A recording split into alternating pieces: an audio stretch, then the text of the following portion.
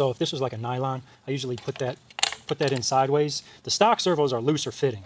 You can't do it with this one. You can just, not with this one, but a stock one, you put it in sideways and you can size the seal. So can't do it with this one. It's just going to have to be a straight press. So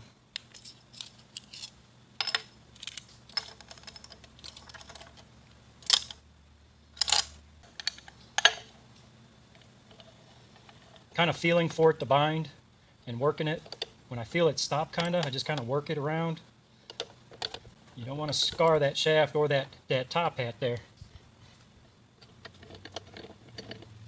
Just keep wiggling it about and it'll find that resting area to where that servo will go in straight enough to where it won't bind.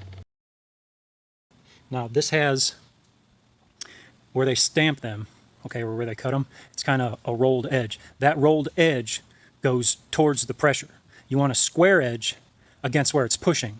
Because if you have that rolled edge, if you have a rolled edge against that flat ledge, it'll actually pop out. So you want to make sure you have the rolled edge towards the spring.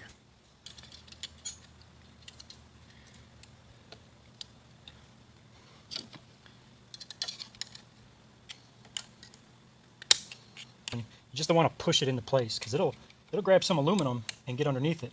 Just kind of want to wiggle that snap ring to where it relaxes off of that aluminum and let it fall into place. There you go.